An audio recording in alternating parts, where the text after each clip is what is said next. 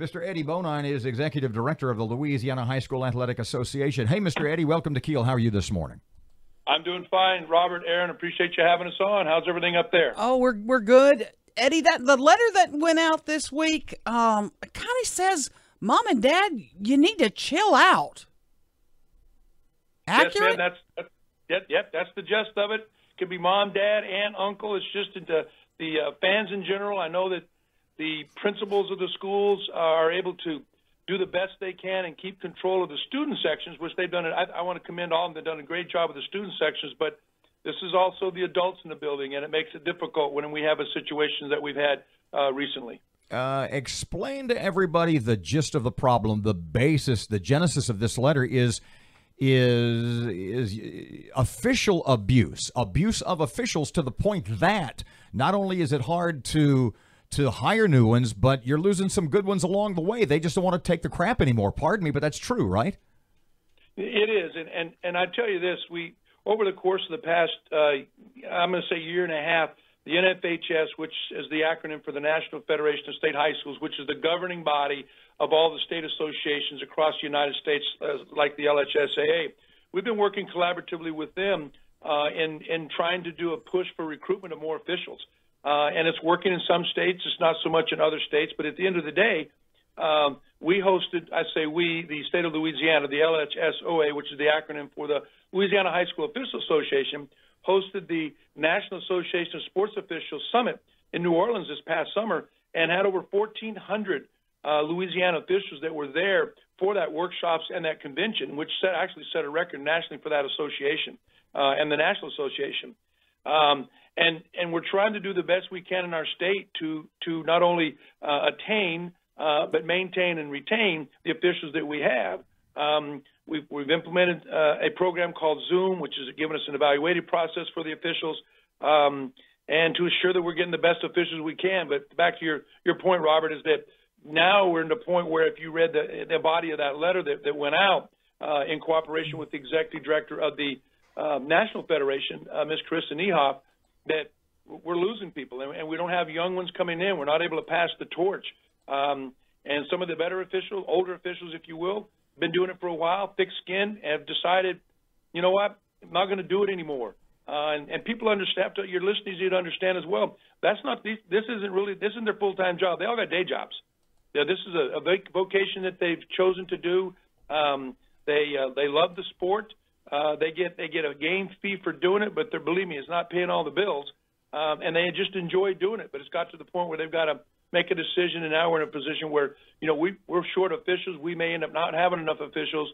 And as you said in that communication that went out, if we don't have officials, we don't have games. Let's say that out loud again. You are telling the people of Louisiana specifically that it has reached the point with rabid fans and abusive officials at the high school level in any number of sports, that officials are, for lack of a better term, bailing so rapidly, and you can't get replacements, that schedules could be altered. Is that what you're telling us?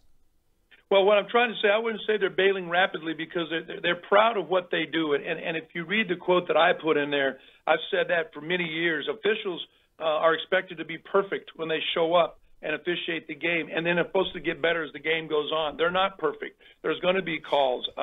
We have we're going to use basketball because that's what we're in right now. Basketball, for an example, where we work a 3-person crew. And that is more about the non-calls are the ones that become an issue more than the actual calls themselves.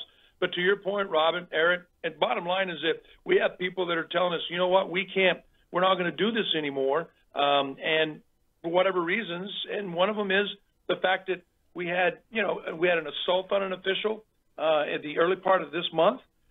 We had 19 students were disqualified for involvement of a bench clearing at the end of January.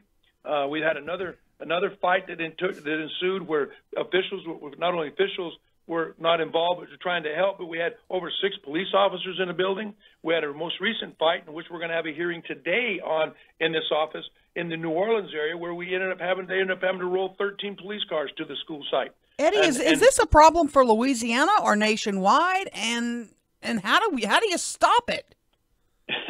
Well, for example, in one of the instances we had here in southern Louisiana, the principal has chosen to play the games without fans.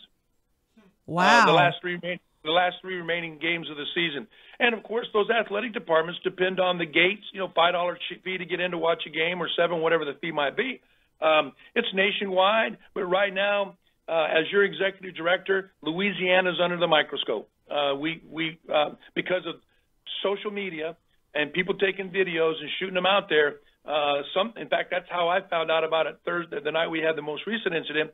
My director of officials, Mr. Lee Sanders, contacted me and said, "Boss, we had another incident. Here's what happened," and it's all over social media. So that's this day and age of instant. I see what's going on. It's now put us in a position where we've got to stop it. And Aaron, to you, we have to put a stop to it. And I think in this case that administrators are doing the best they can. But in the grand scheme of things, there has to be, everybody needs to know that if this happens, there is going to be a consequence. And if it has to come from this office, I am not afraid to take that consequence to ensure that when you go to a facility in your hometown, your community, or one of our state venues, you don't have to worry about, as a player or a coach or an official, that if a ruckus does start on the floor between athletes, we have people in charge that can take care of that. But we can't stop a rush of fans running onto the floor and everybody starts swinging. I don't care how many police officers you have in the building, it's not going to get resolved that way. What kind of penalties you talking about?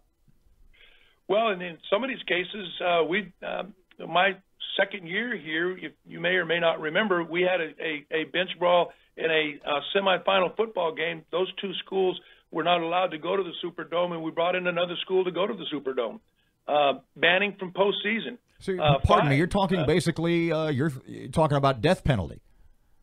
Well, for at least that season, yes, sir. They're not banned. We're not removing them forever from postseason, but in some cases we're talking fines by our regulations, and I do this by the book, depending upon the severity, from $1,000 to $5,000 not to exceed, removed from postseason participation, putting that particular athletic department sport, in this case basketball, on restricted probation, which could mean a 2-year postseason ban. I have a lot of opportunities to do so. I am a progressive discipline guy, but we got to put a stop to it, Robert and Aaron. We can't continue to do this, and I think that was the piece that came out. It came out in a timely fashion to help Louisiana. But the message is we can't do this. High school sports is not about this.